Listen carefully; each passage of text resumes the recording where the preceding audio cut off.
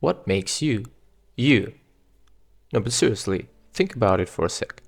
Have you actually sat down and thought about that at least once? Because lately this question has been rattling around inside my head way too often.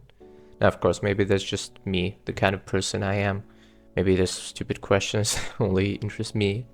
But still, I thought I'd share some of the realizations I've had on this whole philosophical mess. So let's start with how this even happens. In my case, it's usually when I'm exhausted after a long day, I'm tired of my job, not satisfied with where I am, and looking at the future like, is this it, bro? Because let's be honest, these questions don't pop up when you're a happy person. If you're asking yourself, who am I? Something is already clearly going wrong. So, congrats, you're officially one of us. Welcome to the club, buddy. So I thought, okay, I'm gonna try to give myself a structured, logical answer to this question. And the first thing that came to my mind was my name.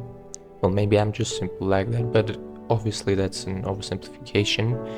Your name is just a collection of letters and sounds, a label that your parents chose for you before you could even speak. So you didn't choose it, and if you changed it tomorrow, you would still be standing there, so, well, it's clearly not the name. Then I thought, okay, maybe we are our physical bodies, our height, weight, the color of our hair, skin, but that doesn't hold up either, right? Because right now, as you're watching this, you've probably shed thousands of skin cells. Your body is constantly recycling itself.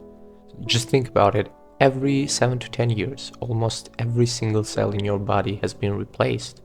The you that started watching this video is physically different from the you that will finish it.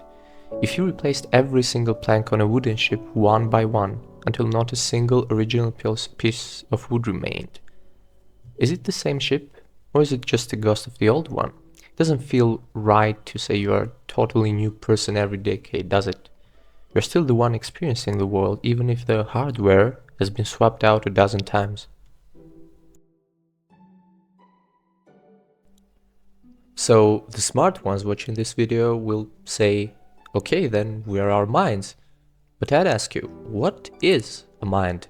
Is it your personality traits, your mental capabilities, your memories? All of those things change too.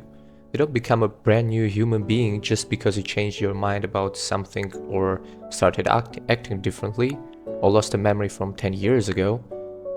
I used to believe we were just the sum of all these parts combined too, but if you're the sum and one part changes, the math is different. If 60% of your traits change over a decade, are you only 40% of the person you used to be? So where is the line? At what point do the individual changes turn you into someone else entirely? Where is the you that stays constant? We're looking for a solid core in a world that's liquid. All this time we're looking at ourselves from internal point of view, but what if we change that and look from an external one? Maybe we are just the roles we play for other people. Think about it for a sec. How many versions of you exist right now? There is the you that your parents know, the you that your boss sees at work, the you that shows up when you're hanging out with your friends, and then there's you that sits alone in a room at 3 a.m. watching this video. None of those versions are the whole story. We're like actors who have forgotten we're wearing a mask. We spend so much energy trying to maintain a stable identity, trying to make sure everyone sees the same person, that we forget we aren't the mask, we're the thing behind the mask. But when you pull the mask off, there are just more masks. It's layers all the way down. We try to be someone because being no one feels like falling into a void. Maybe the void isn't as scary as we think. The answer lies, at least in my opinion, here, and it's a bit of a reality check, because we humans love to make everything about ourselves. We love the idea that we are stable, permanent identities with fixed characteristics. But the fact is, we're just a massive group of cells that somehow organize themselves into this complex machine called the human. We are dynamic, we are ephemeral, just like the seasons in this game that come and go. The snow melts, the grass grows, trees burn down and sprout again. We arrive, we shift, and eventually we leave too. Neither our traits nor our identities are eternal, which means we can't be something exact or constant. We're way too complex for that. The irony is that the same complexity that prevents us from being one thing is the very reason we want to be someone so badly. It's hard for people, especially those who actually use their brains from time to time, to live with the idea that from an objective point of view, we are indeed nobodies. I've started thinking of us more like a natural phenomenon, like a storm or sunset. It shows up, changes the environment, changes itself, and then it passes on. And honestly, I'm okay with that, because if we are something fixed, something exact that could never change, life would be incredibly boring. We'd be statues, not people.